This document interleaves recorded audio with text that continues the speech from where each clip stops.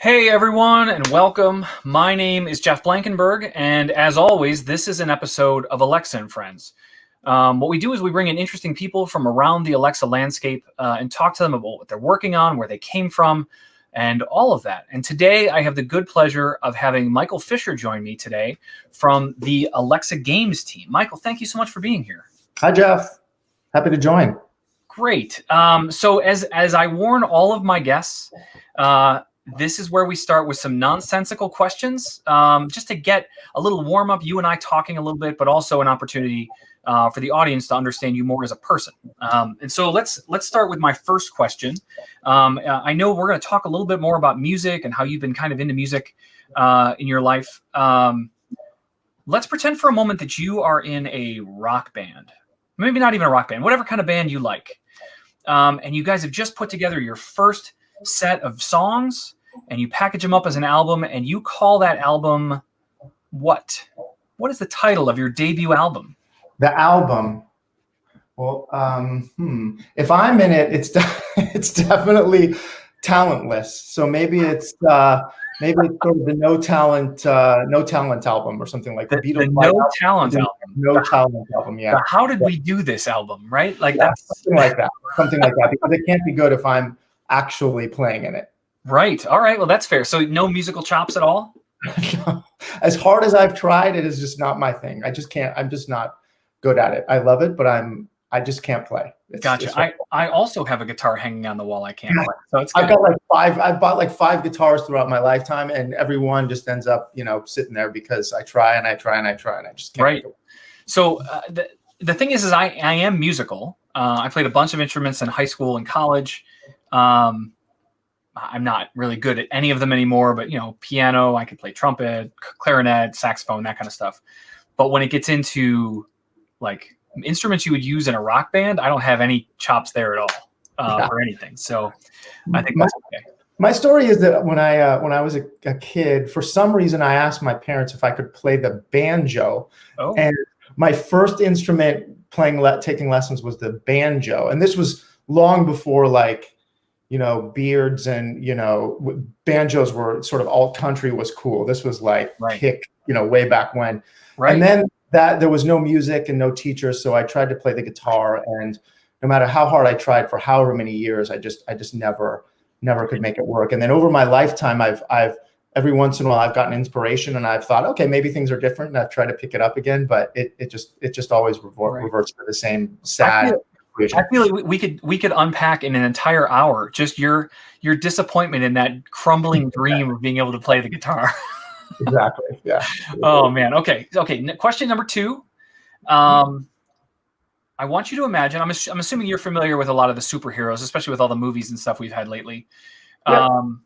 I need you to tell me if you could pick one superpower. Now, again, this can't be like, oh, I'd be Superman. Like he's got a bunch of powers. Mm-hmm. If you could pick one superpower, which one would you pick and why? I would like to be Flash. Flash is the most interesting for me. Okay. And from a speed perspective, or just like distance traveled kind of thing? Speed. So I remember the comic books when I was a kid, and the thing that I was like, okay, Flash is fast. That's fine. But there was one moment I remember where he's able to run through a wall because he can like atomize his molecules and become suddenly like gas. And I was like, oh, okay. There's a whole other level to this Flash thing. Right. It's more than just that guy. Yeah. So that's kind of stuck with me. Interesting. I had someone on a few weeks ago, and they were talking about how they really wanted to fly, but that flying on its own probably wouldn't be the power they would pick, because you would also need some kind of additional power to reduce friction. Right? Like that's heavy. Yeah. Because if I can fly, that's great, but I can probably only fly at about, I don't know, 80, 90 miles an hour before stuff starts going on. The space shuttle has those, heat plates on it, so it doesn't burn on impact. Yeah. Right. It was a really deep look at the power of flight, which we'll never have, but it's a fun conversation. All right. So you would choose super speed. I choose, although I guess I have to assume that I won't incinerate myself. I think that's fair. I think that's fair. Because how else would you know you had super speed? If you had it once and then you were gone, that's not much of a superpower. All right, third one. This is a classic. This is the one the audience waits for. I have to tell a little story to set up this scene for you. So I want you to imagine you're walking through a major metropolitan area, and you know the place you need to get is a street over. And so you see a narrow alley, looks safe, there's no one in it. And so you decide you're just going to cut down that alley to get to the street beside it. And so you walk, and you get about halfway down that alley, and emerging at the other end is a giant horse-sized duck. Okay, so I want you to picture a duck the size of a horse emerges, and it doesn't look pleased. It's not happy with the fact that you're there. So as I would do, I turn around and I start going back the way I came, only to be presented by 100 duck-sized horses. And they are also angry. Mad. Yes. So now you need to find a way out of this alley. You have a choice to make. Are you going to try and get through past fight a giant duck? Or are you going to try and get the other way and go towards 100 angry tiny horses? I can see why your audience really looks forward to this question every time. I think I guess I would. I'm not sure why, but I think I'd choose the big single duck. I think I'd choose the big single duck. I feel like I have a better chance of running a big single duck than a bunch of little horses. And what's it going to do? Peck me with its big beak? I suppose it might, but I feel like I could dodge that a little better than nimble, fast horses. Yeah. So I'm with you. I'm on the side of big duck. Okay. That's where I'm at too. And I'm still trying to get somebody in my audience that maybe has an affinity for painting. I want a picture of me wearing like a Revolutionary War uniform, riding a horse-sized duck. I think that'd be something that would hang in my home forever. That would really help down through generations. Yeah, I like it. No, I've never gotten that question before. Yeah, that's good. That's good. All right, so thank you for entertaining me with those couple of questions. I really do appreciate it. Let's get into the next step of this conversation, which is kind of your I like to call it your origin story, since we were talking about superheroes. Mm-hmm. But I love to be able to unpack when someone says, well, what was your career like, or how did you get here? I'd love for you to kind of quickly, 5-7 minutes is fine, but share with me kind of how you got here. Where did you go to college? What were the jumps that you made in your life to get you to where you are today? Yeah. Let's see. So I'm from the Bay Area. I've lived here for a lot of my life. In fact, I'm in San Francisco right now, but I've moved out and back a lot. So I've spent a bunch of time in New York. I spent a bunch of time in DC. I lived in Philly. I lived overseas in Mexico for a little while. So I've always kind of moved around, but I've sort of gravitated back to San Francisco. And sort of shamefully, I grew up in the area and I went to Stanford. So I'm sort of a Bay Area guy, although I like to soften it a little bit by reminding people that I have spent a bunch of years living in other places. Right. So when my first jobs were really in consulting, which was a number of years ago. And while I was in consulting, kind of the tech industry had obviously been around, and, Apple and Intel and all these big companies in the Bay Area. But the mobile thing started to really take off just as I was in starting my career. And so mobile became a really big area and really interesting to me. And I started out working with a team of engineers who were responsible for, as consultants, for deciding where to put big, expensive telecom hardware, right? So there was these giant switches, and they would kind of control how many calls went where and how they were routed and how expensive it was. Can you give us a year stamp on this? What year do you think this is? 1999. Okay. 98, 97, maybe something in that area. And so my job was to, I wasn't, on the technical side, but I basically sat there with these guys and helped them figure out where to put switches and how to cost them and how to route voice traffic around the country. And it was super interesting. And then when mobile came, I was sort of like, wow, this is the big thing. I'm super excited. I had kind of a running start. And so I got into the mobile business by joining Virgin Mobile. So Virgin decided it wanted to build mobile services, and it started in the UK. It's a great brand, Richard Branson, all of that stuff. But they decided, we're gonna start a service in the US. And I had just enough experience with telecom and mobile, and I was sort of youthful and sort of ambidextrous enough so that I joined. And they were like, we need people like you who can do a bunch of stuff. And so I became a product manager for Virgin Mobile. And I started by actually running their data services and creating kind of the first gen of downloadable content for Virgin Mobile. So things, it wasn't an iPhone, it was, a crappy little flip phone, but we actually sold downloadable content, including ringtones, and text messaging was just starting. And all of these things were in their very nascent stage. This is, call it like 2002. Okay. And I was really into it, and mobile was exciting. And I was like one of the first people among my friends that actually had a mobile phone. Google decided they were going to get serious about mobile, and this is before Android, right? And so they were looking for people in the Bay Area that had real mobile experience. And I think they were a little turned off by, they weren't looking for sort of Verizon, AT&T.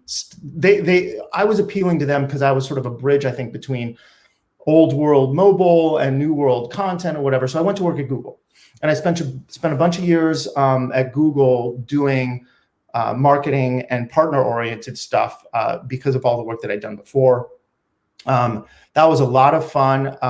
From Google, I went to Twitter, where I actually ran a BD organization, the BD organization at Twitter, and was responsible for third-party products. So we did things like not only did we do all the deal work to support the business, but we also built the experiences that weren't core, so that weren't the iOS or the Android apps, call it. So we built the experience on Apple TV and on Xbox and for the Apple Watch and things like that. Great. And then that brought me to Amazon. So at Amazon, I was really excited about sort of the commitment to sort of launching new businesses, this idea around fearlessness and willing to take risks. And, obviously I'm a big believer in the company and just a user like so many of us, but I was very excited to join Amazon for those reasons. So I kind of knocked around. I've got a little Twitter, a little Google, a little mobile. And that brings me to now. That's excellent. So let's talk about that. It sounds like a lot of people that I've been on here with, we've crossed paths in some ways, right? We were both at Microsoft for a little while, or we did this, or we did that. I didn't have the luxury of having every major tech company in my backyard like you did, where you can jump into Google and Twitter and all of those places. I live here in Ohio. But man, that's a fantastic path. And it's been one of those, it's been kind of opportunistic, right? Like, oh, that looks like something cool I'll go work on now. And that's how you find yourself at Twitter or at Google, something like that. So that's a great story. I like to share that with people because I think a lot of people see people in big positions and they think, how could that I could never do that. And I think it's an important lesson for people to be able to see, like, no, I was just a consultant for a while. Like that's certainly true for me as well. I did some consulting, I did some advertising, I did a bunch of e-commerce, and then I found Microsoft, and then I did a startup, and then I'm in Amazon. Everybody has their own journey, and it's interesting to be able to hear. So that's awesome sharing. Thank you. I have there's certain parts in my journey where it was a little bit of a cul-de-sac, but everything is additive, right? Like one I didn't mention is I worked at Shazam.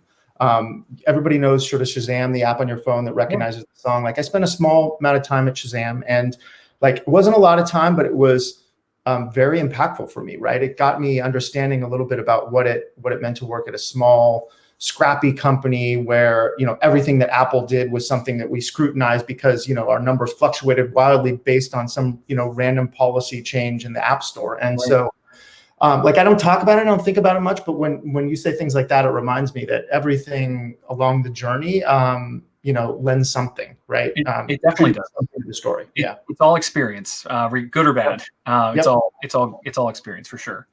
All right. So So we've gotten you to Amazon, but we haven't really talked about what you do here at Amazon. So let's get into that. Can you unpack for me kind of what's your role here at Amazon? What do you do? Yeah. So let's see. So I run what we call the Alexa Games org team. And what is it? The Alexa Games team, basically there's a conviction, step back. There's a conviction within the Alexa org and also Amazon more broadly that in the future, voice and Alexa will be sort of widely incorporated in games, video games and gaming experiences for our customers around the world. And the conviction is very strong, and it's based on a couple of things. It's based on this idea that not only are there kind of new gaming experiences that you can imagine when you really think about voice and about Alexa, of the type that are sort of generationally past kind of the stuff that we've got on Echoes today, which are delightful. Things like, playing Jeopardy and quiz shows and things, which you can do today very, very well and very fun. So there's a conviction around sort of that, and also a conviction around not only that, but there's the traditional video games that people play today on consoles and PCs and mobile, et cetera, like that Alexa eventually and voice will eventually be a bigger part of those things as well. So whether Alexa, yep. Sorry, we've seen some hints of that, right? I mean, there was a custom Echo device that came out maybe 2 years ago. Yep, exactly. That's the kind of stuff when I see the ability to like change my loadouts in a game, that's amazing. Yeah, and so that's exactly right. And so there's a conviction that we can do more and we should do more. A lot of these successes of the types that you're describing are great, but the funny thing is that like they've just sort of happened organically, right? It's not like the Alexa org woke up one morning or Amazon and said like, okay, we need to do these 5 things, and then and then gaming is going to be, then Alexa is really going to kind of mesh and everything's going to be. It hasn't been that way at all. It's basically like these things have happened because we have scrappy partners and because we built a flexible service. So I think what my team is kind of set up for is to say, okay, what if we actually leaned into this a little bit? Like, what if we actually put some time and effort and money and some technical staff against this to really help our partners kind of get us to the North Star where, Alexa just makes gaming more delightful, full stop, right? And so that's what my team is really about. It's about bringing those sort of voice forward and bringing Alexa into gaming so that gaming becomes, no matter where you're playing or who you're playing with or what game you're playing, that Alexa can make that experience more delightful. Very cool. So on a side note, just to give people some identification, what kind of games do you play? Like, I would assume you're probably also a gamer, right? Yeah, I mean, believe me, I found that like you can never, I never try and out gamer anybody else because like the people on my team, they're always going to kill me, right? So I am a gamer, but I'm going to be very clear that like there are bigger gamers than me. I'm playing Hyrule Warriors right now. So I was a huge fan of when the Switch came out. It was perfect for me, and so I played Breath of the Wild, Zelda Breath of the Wild right away. It definitely became my favorite all-time game. And so right now I'm probably 5 hours into Hyrule Warriors, and I'm having a great time with it. It's not Breath of the Wild because nothing is, but it's what I'm playing right now. Yeah, Breath of the Wild was fantastic. I completed it. Like I went through and did all the quests, all the everything. Yeah, it took me a long time, but me too. And then I went back and sort of fought some of the battles again because I was so sad that it ended. Right. I actually don't love how they ended the game. And I don't want to rat hole on that game too much, but like I didn't like how it ended. Like you win, and then it's like, okay, now if you want to keep going and like hang out in this castle, I guess you can do that. But but then you're kind of sad. Feel like there was like a finish, Yeah.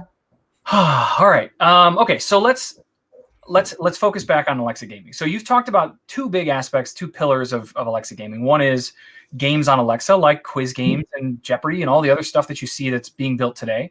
And I would bet a decent number of our viewers are building games. I know I've built one. I've built several myself. I have one that's meant to be a full-fledged voice casino. So you can come in and do all the things, so play video poker and slots and roulette, but it's all with your voice. And it's all fake money, of course. And then the other one is a really large-scale trivia game And I agree with you. I think that there's a lot to be said about getting people to play games with their voice, right? It requires some focus and some lack of distraction sometimes to do that.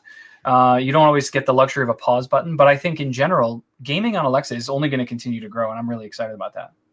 That's exactly what we think. And I think, and the whole point of our team is really to, again, unlock that creativity for our partners. Like we're not a game studio. I mean, there are game studios, and there's obviously people at Amazon that are building video games, but my team's goal is not that. My team's goal is to work with partners so that they build, the next great experience using voice and using Alexa. Again, whether it's Jeopardy on an Alexa device, as you mentioned, or even if it's Red Dead Redemption 3, right? Like our job is to make sure that we're unlocking the creativity and making it easier for the partners to experiment with Alexa. Like how, as a game developer, we want them to say, like, what would it be like if Alexa was in this game? And to be able to kind of spin that up quickly to try it out, to talk to customers, that's our job. That's our job. Cool. So you guys work with partners, but I mean, I would imagine there's a lot of other organizations inside Amazon that are doing this same kind of work, right? Like how is Alexa Games different from like Luna, which I've spent time on my stream talking about, or some of the other Amazon gaming platforms, like even like the Fire, right? Like how do you guys distinguish yourselves as being different?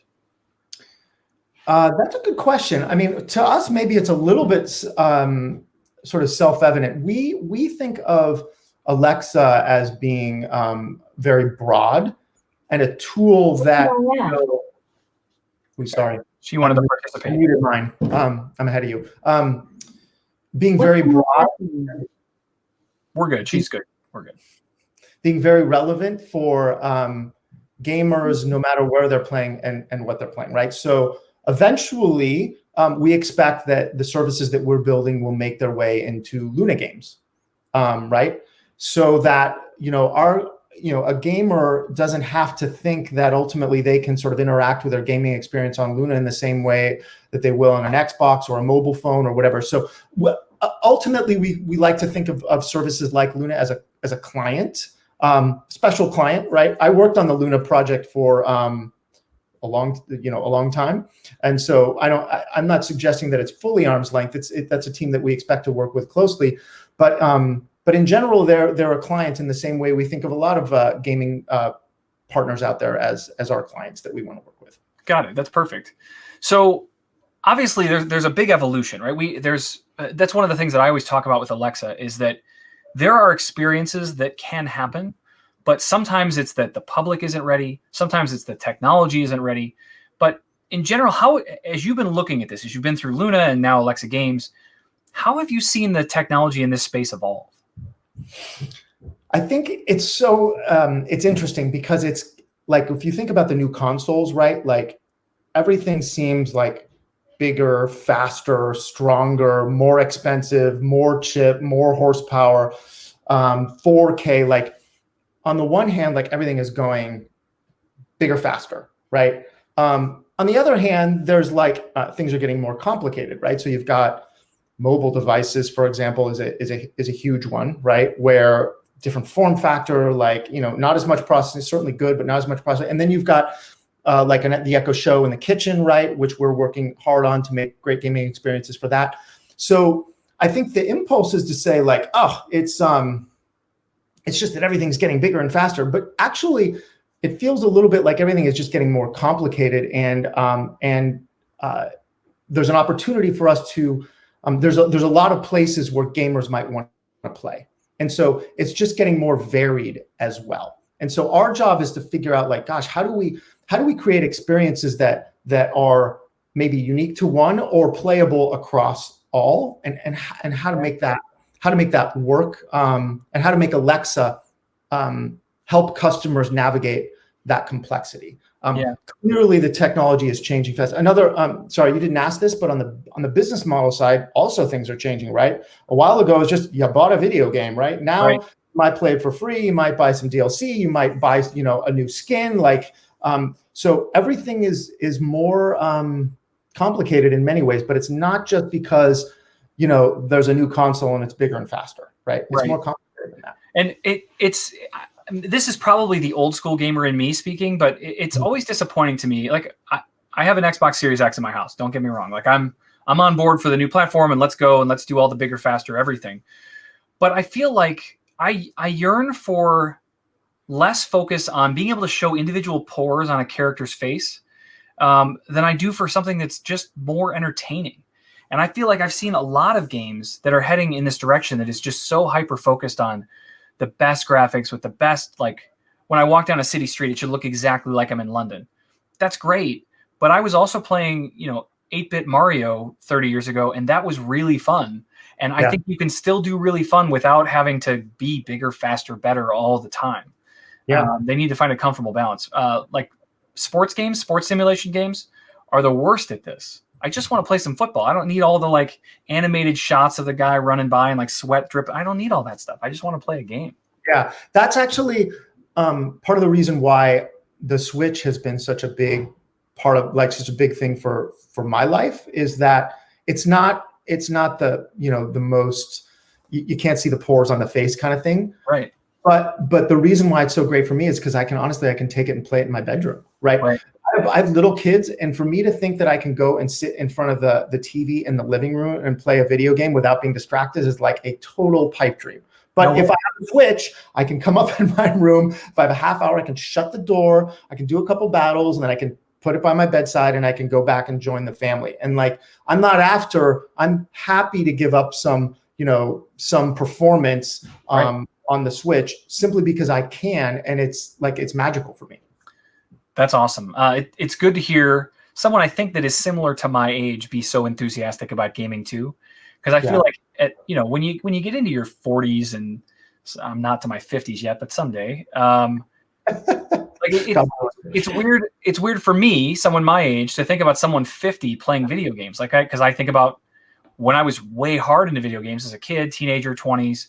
A 50-year-old was like, what's an Xbox, right? Like that's just where we were. And now I'm going to be the guy sitting in a retirement home listening to Dr. Dre. Like that's just I was reading articles about like how senior citizens streaming on Twitch is a big thing. Have you seen this? Like I have these little old ladies who have millions of followers playing, I don't know what they're playing, but this was like a New York Times article. Like that's unbelievable. But it made me laugh. I'm like, wow, like it's really, your point is totally right. It's not just for pimply adolescents anymore. That's for sure. It's certainly not. And you said that about elderly women on Twitch. I think it would be incredibly interesting. Like I can't tell you the number of times I've just sat and listened to my grandmother tell stories. She just turned 99. And some of the stories she has from her youth about way back, we're talking the 20s, the 30s, just absolutely amazing to me to hear those stories. That there's a market for that. I think you could just put some very old people on Twitch and just have them talk about their lives. I would tune in. That'd be enthralling. No, and these ones are actually playing games, right? I mean, that's amazing. Imagine 10 senior citizens in a convalescent home playing Among Us. Like that would be. I would watch that. I would totally watch that. Yeah. I want them to use all the lingo though. Like I just saw you venting, or like. That's right. Exactly. I was at the cams and I saw the vet. Yeah. Like right. Betty's sus, right? Whatever it is. Okay. So. All right. So let's get back to the gaming industry and some of the stuff that we're supposed to be here talking about. In the industry, what role do you see Alexa Games taking in like shaping the direction of future gaming? Yeah, great question. I think that again, sort of stepping way back first, like the point of it is to make gaming experiences better for customers, right? Like that is always is going to be the point.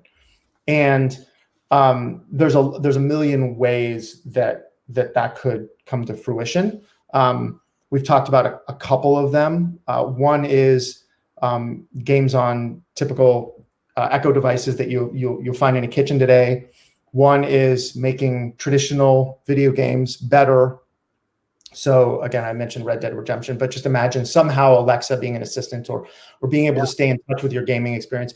And then a third one, which we haven't, I don't think talked about yet, is this concept of like your overall gaming life when you're not actually playing, right? this is one that is of particular interest to us and leverages Alexa skills, I think, very heavily, right? So there are constantly, I have a bunch of friends. My friends are playing games all the time. How come I can't use Alexa to keep track of what they're doing and what's going on, right? Who's playing now? What are they playing? Maybe I want to go play. If I'm staying in the kitchen making breakfast and I find out that there's a raid happening and I want to join, like, why can't Alexa help me with that, right? Or if there's content that's suddenly become available, or there's just news in the gaming space, or if I want to know, like, has somebody overtaken me on the leaderboard, right? There's this whole idea that that I have a gaming life that doesn't just happen when I'm playing, right? It's happening all the time. And Alexa is so ambient, right? And that's what she's so good at. Like, how come she and I can't kind of stay in touch that I can always stay connected to that gaming life? And to take that one step further, at some time she can be a part of it. Like, she can actually, like, you can imagine controlling a raid. Like, I can't log on right now. I can't jump onto my Xbox but let me just kind of do a quick couple things here so that the raid can go on without me on my show or on my dot in my bedroom or whatever. Like, there's an opportunity, we think, for Alexa to play a role in gaming when you're not actually gaming. And we think that's super exciting. That is super cool. I'm hoping my son is not watching this stream, because he's going to be like, Dad, make that happen today. I need all of the things he just described. That sounds, I have a 12-year-old son, so you can imagine. His world is this stuff. Yeah. All right. So let's talk about what you've discovered. I mean, you've gotten pretty deep into gaming. It sounds like you've talked with a bunch of great companies. What would you say has surprised you the most about Alexa's role in gaming? Let's see.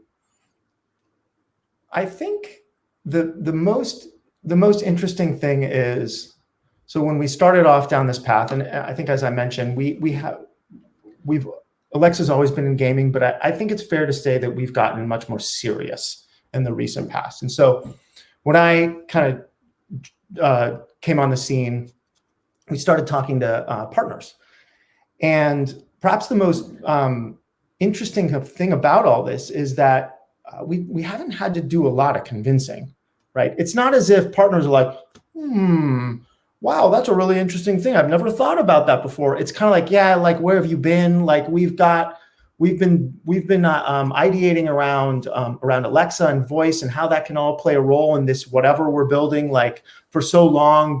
And we've done some trials, but maybe the performance hasn't been there, or maybe it's just too hard, or we work in Unity or Unreal and it doesn't. Right. So blah blah blah. And so, but the core phenomena is that people are like, yes, we get it, we understand your vision. Now, how do we work together? So the biggest surprise for me, coming back to your question, I think, has been the pent up demand for what we're talking about. Like, the genuine enthusiasm. We're not trying to sell people something they haven't thought about or they don't understand the value. People get it and they want to work with us. It's exciting. That's awesome. That's really exciting, because for all of us that have devices in our homes, we want to find more ways to use them. And I think by seeing companies do these kinds of things, that'll make a big impact in how we think about these ambient computing devices that we have around our homes. That's great to hear that people are really excited to incorporate this into the gaming that they're already building.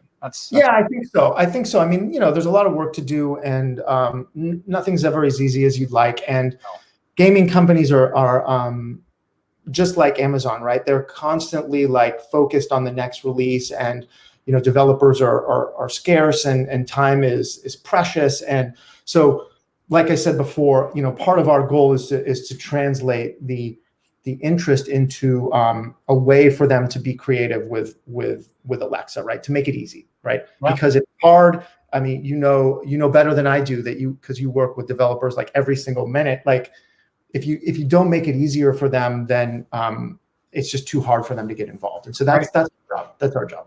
I was actually streaming this morning on my own personal channel, and I was just doing a bunch of coding for an Alexa skill. And there were a number of people that showed up and were saying, wait, you're building for Alexa? This looks so cool. I tried it 3 years ago and it was so hard. Yeah. You guys have made a ton. This doesn't look anything like what I thought Alexa development looked like. A long way, right? and it was amazing. I mean, yeah, we've had 3 years to evolve. There's been lots of changes in how things work, and it was really nice for me to hear, because we work so hard on making this better and more accessible and easier for developers, and to have them see stuff and be like, oh, I got to give this another try. This is cool. That's exciting. Yeah, we get that as well. Like we get like, boy, you guys have made a lot of progress. People are always, partners are always demanding, as you know, right? So it's like, yeah, you've made a lot of progress, but here's 8 other things that we would like. 8 specific things that we need that no one else does. Right. So we get that a lot too. But you're right. Like I'm sort of new to the scene, but we get a lot of like, you guys are making good progress, and a lot of gratitude for that, for sure. That's great. All right, so we've talked about the surprise, and that it's relatively easy to talk with a lot of these partners about how to incorporate Alexa into the things they're doing. What are your biggest challenges? That's a good question. It's going to get back to the same thing, which is making it as easy as possible, I think. Right. I think we want to do things that are focused on the gaming community, because the gaming community has, again, as you know, like different needs than other Alexa partners do, right? And so the challenge is threading the needle between. This is sort of very tactical, but a challenge for us oftentimes is threading the needle between platform-oriented evolution of Alexa. Like, what is Alexa? How is voice processing evolving, versus what are the things that game companies need specifically? And so the challenge for my team is to kind of thread the needle between the needs of all and the needs of a game developer, right? Sure. What are the differences there, and how do we? So in many ways, my team tends to be the category champion, like the eyes and ears of the gaming community within Alexa. And that's really fun, right? I mean, in many ways, I think we have the best job at the company, because we get to work on Alexa and we get to work on games. It's pretty awesome. Right. But at the same time, we have to be that category champion where we're constantly saying, like, here's what the gaming community would like. And then connecting those dots between the needs and sort of the requirements and the needs of the gaming community and the way that the Alexa business is moving as a whole. And the good news is that we've got a strong audience, because gaming is, it's a big business and our customers love it, right? So people want to hear what we're selling, but it is a challenge, right? Because we are one category among many that use Alexa every day. Yeah, that's true. I mean, I think that's one of my favorite parts about Alexa, is that it can do so many things. Yes, you can play games, but you can also order a pizza, and you can set timers, and you can listen to your favorite music, and like all of that stuff comes together in one unified interface. I think that's awesome. But it is a downside to you guys, where if you were working on a console, you would only be worrying about how it does gaming and very little else. So I can imagine that definitely being a challenge. Yeah, it's a challenge. It's a good challenge, but it's a challenge for our team, for sure. Yeah. All right, so let's talk about the tools you guys are using. How, like, from the developer space, I would imagine you're building stuff to make things available for developers. What are the tools you guys use to achieve your goals? Yeah, it's interesting. Like, we're actually focused on building tools for the community, right? Like, we're focused on taking the skill sandbox and other things that we make available to our developer partners and making them better, faster, stronger for the gaming community. So we have built specific things around for experiences like quiz shows and like turn-based experiences on Alexa that relate to games. But really, our focus is to sort of up our game and just and work on tools that fit within the way developers build games today, right? The more we can do to meet them where they are versus have them kind of learn new things and build on a sort of totally different platform, the better we will do and the more traction we will get with them. So our focus is really to kind of bridge that gap, as I was saying earlier, between between what developers do today and to build like their next gen experiences and what and the requirements for Alexa as a service. Does that answer your question? It does. Yeah. No, that's good. So you're trying to give them the tools to be able to make Alexa as easy to plug into their systems as possible. Exactly. That's fantastic. It's great to hear. And I hope that we do more of this stuff, not only in gaming, but across the industry, right? I think there's a lot of places where we could have these kinds of almost plug and play situations, which would be very nice to have. Exactly. Yep. That's what we're trying to do. All right. So I have one big conversation topic left, and that is the topic of diversity, equity, and inclusion. This is something that's very near and dear to me. It's something that I've pushed hard on for probably the last 20 years in my own industry, in the software development industry. Is something in general that really struggles with this. And as I look around, every time I'm on a new team, the number of women, the number of minorities that are on my teams is always incredibly low. And it's disappointing because I think that those perspectives, those insights are so incredibly valuable. And I know that the gaming industry has the same kinds of issues, sometimes even magnified more. So is there anything that we're doing on the Alexa Games side to try to help that? Yeah, this is a really, it gets to the very tactical, right? Like when we started this team, we were an amalgamation of various teams throughout Amazon that were sort of brought together to make kind of create this brand new Alexa Games team. And as such, we didn't sort of start the team from scratch. We hired one person, and then we had two people, and then three. We basically kind of came together, and we had a team of people that was interested and excited about gaming and that had been working on various related projects throughout the company. And as we've considered sort of staffing up and taking this thing to the next level, we've really had to make sure that we're doing a gut check and saying, okay, like what does a diverse team look like, and how do we get from here to there, and put very specific kind of goals and metrics in place so that we will get there. And honestly, I think a lot of this is just taking the time to not rush and to make sure that we're building a well-balanced sort of diverse team, and we're not just hurrying because partner X wants something, we've got to hire somebody, so let's just get your friend and bring them on. Like, we're not doing that. We're trying to be very thoughtful about how we build this team. I will say that I am aware of. I haven't worked in the game industry forever. I've been sort of like, when I was at Twitter, we did a lot of work with the game. One of my important partners was Xbox, and while I was at Virgin, we did a lot of work in the video game industry.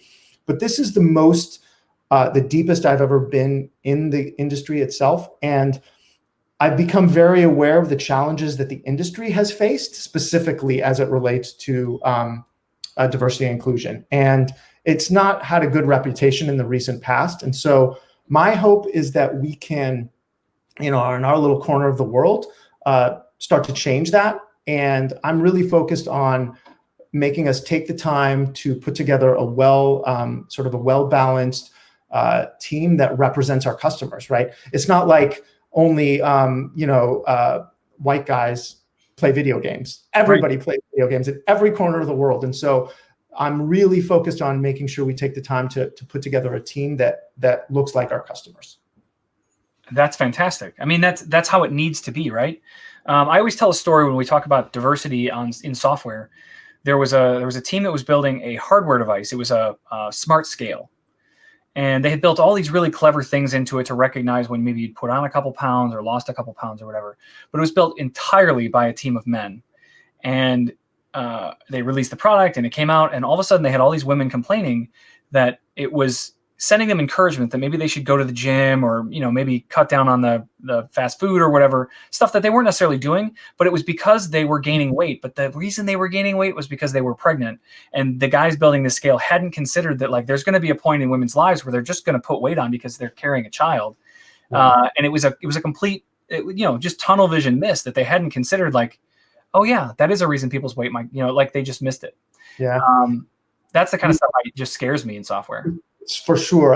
And one other thing to mention is that we get a good check on some of this stuff from our partners too, believe it or not. So our partners ask us a lot about accessibility, because there are big requirements and I'm actually not as deep on this as I need to get, but the requirements around accessibility for some of the big players in the industry are changing and getting more stringent. And Alexa and voice feels like a very natural way to bring gaming forward to a lot of folks that maybe can't use a typical controller, right? So you can imagine all that stuff. A lot of the things that like Connect started to do in the past, like to bring that out with Alexa. And so we get a lot of questions from our partners about like, what are you doing? And it's a good check on us from without. Like, I think we're really trying to change our mindset from within, and I think Amazon in general is taking a lot of steps and making a lot of progress in this area as well. But also from without, from our partners, super interesting. The accessibility thing is, I think, a great example of how partners look to us for leadership. And so we need to kind of, step up in this way. Super important. It's very true. All right. We still have a few minutes left. I have some very important questions for you.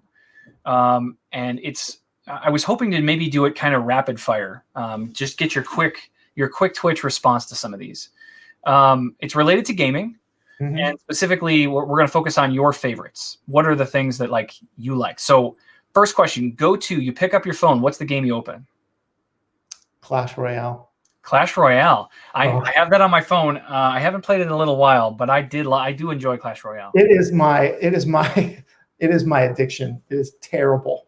It's terrible. I duck into corners in the closet, and get 4 minutes. It's terrible how much. Well, it facilitates that though, right? The matches are what, a minute? It's 3 minutes, and then you go into an additional. I think it's 2 minutes. It's terrible. I think it's great. It's fun as long as it's not fully disrupting your life. I think it's good. It's sort of almost. It's like one of the best games. I think I'm so impressed. So good. So my game of that style was still is. It's a game called Plants vs. Zombies Heroes. Oh yeah. Oh, I don't know Heroes, but Plants vs. Zombies. I mean, everybody's familiar with Plants vs. Zombies. Have you played Hearthstone? No, I haven't. I mean, I know about it. So it's a card-driven game. I mean, Clash Royale kind of pretends to have cards, but this is a card-based game where you basically have a set of cards. You have a deck. I think it's 20 cards you have, and they get shuffled at the beginning of every game, and you draw 4, and you start with those 4. And once you use one, then you can get another one each turn. But man, I must have played that hundreds of hours. I finally cut the addiction. I'm playing other things now, but I'm always curious about that. All right, so you said you're playing Hyrule Warriors on the Switch. Yeah. Other consoles in your house? Yeah, I've got it all. I've got everything. I've got all of them. I haven't pulled the trigger on the PS5 yet. I've never. I don't have the new Xbox or the new PlayStation. Okay. That seems like a business expense. You should be able to pull that. I know, right? What am I waiting for? Another mobile game that I really liked was just while we're on the subject was I just glanced down at my phone was Monument Valley. Did you ever play Monument Valley? I did. Yeah, Monument Valley is really good. There was a Monument Valley 2, right? Yeah, I like the first one better, but that was sort of a totally different. It's just sort of beautiful and thoughtful and really nice. I was sort of thinking of a different example from Clash Royale, which is frantic and quick, and I really liked that game a lot. My family liked it too, which was interesting because I didn't think my kids, they gravitate towards Plants vs. Zombies and Brawl Stars and things like that. And so when they took up Monument Valley, I was very happy. I was like, okay, there's hope for my kids yet. There's hope for my kids. Did you get into Alto's Adventure at all? I did. I played Alto. Yeah. How what a simple, jump. So simple. Right. The music was beautiful too, right? I think that's probably why you mentioned it, stylistically. Stylistically, it's a lot like Monument Valley. It's gorgeous. The music's well done. Clearly the art direction was very well done there. Yeah. I like that. All right. So this has to have happened before 1990. Favorite pre-1990 video game?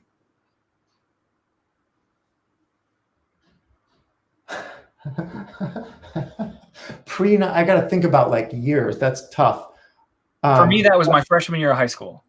Do I need to think? I'm trying to think. Like, is that all the way back to Atari? No. You've got a lot of stuff in there. You have probably all the way up to like Super Nintendo. Yeah. Boy, that's a good question. I'm not sure. Like, I think there's a little bit of a gap for me in that period until Half-Life came along in like the early like 2000 or 1999, okay, right around there, right? So I'm not even sure how I would answer that question, but definitely 2000. That sort of brought like The Sims and Half-Life. There was a bunch of big titles in that period. Big PC games, yeah. Did you have any early consoles? No, I didn't. I skipped that whole generation, and I started up in like 2000 when I got a PC. Yeah. Okay. When I started becoming a PC player again. Well, that makes sense why you would have missed. All those games. So interesting. It went from like, for me, way back from Atari. There was a gap in sort of that 90s period. Yeah. And then when I went to work at Virgin, I started playing again, bought a PC, and that's sort of what happened. Nice. Gathered steam again. Yeah. I had the earliest game I can remember playing on the PC that was like graphical was it was a game called Commander Keen. Did you ever? No, don't remember that. It was really fun. It was a platformer kind of game, but it was I thought it was pretty well done considering the time. And I think there were a bunch of like sequels and stuff, but I don't know if anybody in the chat remembers Commander Keen, but it was fun. Do you work with game developers on a daily basis, Jeff? I work with developers on a daily basis. Okay. Some of them are building games. Some of them are building. Actually, there's one that probably would be very interesting for you to talk to. I don't know if he's in the chat room today, but he is building basically like a card-based, like if you think about like a Magic the Gathering or a Pokemon style game, he's built one of those for voice. He's got all sorts of custom artwork for all the cards to show up on like Echo Show devices and stuff. It's pretty well done from what I can see. And he's just doing it on his own. It's just his thing. Like he's not a studio. He's just a guy that is building a pretty cool game. But there's I'm definitely talking to game developers all the time, but not game studios. That doesn't happen very often. Yeah. One of the things that we run into a lot is this concept of the proliferation of different Alexa devices and how to build great games across all of them, right? Like, how do you build a great game on a dot and a show, and like what's the connective tissue between those things? That's actually an interesting. It's super interesting, and it creates a lot of opportunity, but it's also I think something that requires a little bit of education for our partners to figure out what's the right way to bridge those two things, and how do you create sort of a higher end experience for a show while also creating a delightful experience on a dot. It sounds like you bump up against that sometimes. We do, and I found that developers will make completely, like, they have a game model concept in their head, but without a screen, the dot has to go down a very different path, and so it's actually two games in one, because the dot version of the game can't rely on a screen ever. And the show version of the game can rely on the screen all the time. And so they've built but what are basically two very similar games, but with different mechanics because of the lack of a visual representation. And in some cases, they'll even do something simple like, oh, we're just going to, because you don't have a screen, we're going to do this other thing. And it's more like you can play with your metadata and you can interact, but you can't really play the game without a screen. I've seen a bunch of different approaches to this for sure. Got it. Do you find developers... developers are still sort of addressing both given the size of the opportunity, right? Like there's so many dots out there. It's such a popular device. Like it's one of those things where we find like developers are super eager to kind of work through it with us and figure it out because the opportunity and the customer demand is so heavy, right? So our perspective on the developer side is that your entire skill, you can't really get published without doing this, but your entire skill needs to be voice first. Mm-hmm. And anything that you're doing visually, whether you're sending graphical cards or text messages or emails, any of that other stuff is gravy, but your skill has to be functional and working completely without being able to see anything. And then if you can add a bunch of extra stuff to the screen, like instead of them having to say, like I'm building this casino. Imagine video poker, right? I have the 5 cards on the screen and I choose which ones I want to hold. Well, in a casino, I would just tap them. I'm not talking to the machine the whole time. So I can talk, but if I have a screen, I could also touch. That's a good example of how I would modify that to handle both devices. Right. No, there's good lessons in there for us as well. Yeah. I mean, we want developers to take advantage of the opportunities of the screen, right? At the same time, we want them to also take advantage of the constellation of devices that are everywhere, right? Yeah. Right. And there are so many devices. It's a big opportunity yet for many people. Yeah. But there's lots to go. Someone in the chat room also mentioned, have you guys done anything to consider how games work in a automotive sense, like gaming while driving? Yeah, we have. We definitely have. There's not a lot I can share.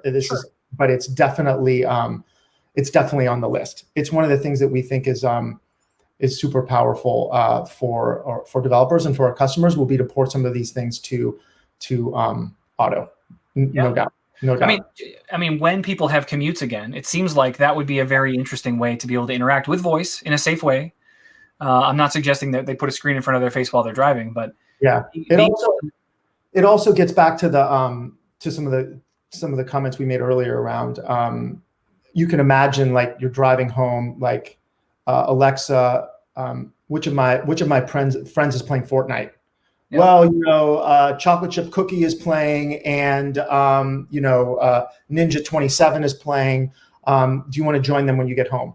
Yes, right. Do you want to send them a note that says yes? Like the future for that stuff as well, just kind of connecting, even if you're not maybe playing, maybe you are, maybe you're not, but the ability to sort of be a gamer in the car in many ways, I think is pretty exciting.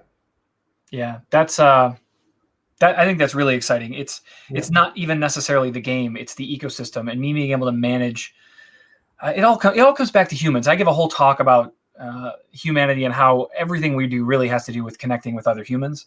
Yeah. But that's really what this is about, right? I want better ways to connect and interact with my friends, and I want to know who's online so that I can run to my basement is an arcade. So I want to run to the basement, flip on that big screen, and connect up with my friends who are in the middle of a battle someplace. Yeah, exactly. You're not alone. Yeah, you're not alone. Good. Yeah. All right. So final question. I like to wrap up with this. In your home right now, you have Alexa devices. I only want you to count the ones that are plugged in and you could speak to at this exact moment. How many Alexa devices do you have in your home? I have it on my PC, which is asleep. Does that qualify? That counts. Okay, so 1, 2, 3, 4, 5, 6, 7, 8. 8. That's decent. So that's probably like one in every room? For the most part, yeah. I've got a reasonably large family, and each one of the kids has one. We've got one in the kitchen. I've got a PC here. I've got one with a screen on my nightstand. Yeah, pretty much. So which form factor of device is your favorite? Well, I like the Show 5. I think this is a 5. I can't stretch it over. I think the 5 is the best. Actually, I'm going to take that back. I like the Spot, the round one. Oh, the round one. The first round one. Yes. My oldest son, you said you have a 12-year-old. I have a 13-year-old. He's got one of those, and it's such a cool nightstand device. Plus, when I'm downstairs, I can drop in on him and tell him to hurry up, getting ready for school or whatever. Right. So I think that one's the coolest. I like that a lot. So I plopped the Echo Show 5s in each of our bedrooms. I have 2 kids, and my wife and I each have one on each side of the bed to handle our own stuff. But it works really well as a night clock. Being like, it also has great night mode too. So you can it dims down to like this really dark red. So you can sleep without having that bright screen on it. Yeah. Fantastic. Is that me or you? That was me. Sorry. No, that's right. So we are wrapping up here, though. This has been fantastic. I'm so glad I got an opportunity to meet you. And hopefully, if there's any way we can work together or find some ways to partner up, I would love that. For sure. Yeah, no, I really enjoyed it. Thank you, Jeff. And I have a feeling that now once we sort of broke the seal, I'll I'll be seeing you in Zoom calls all over the place. All the time. That's how it goes. Yeah. All right. Yeah. Well, I want to thank everybody for tuning in. We try to do this every week with an Alexa and Friends episode, but I'm so glad that we got Michael on here today. We will be back very, very soon. With the holiday, we'll probably take a little bit of break, but I would expect to see us rolling very quickly into January. So thank you guys all so much. Have a safe holiday, and we'll see you guys all again very soon. Thanks, Jeff. Bye.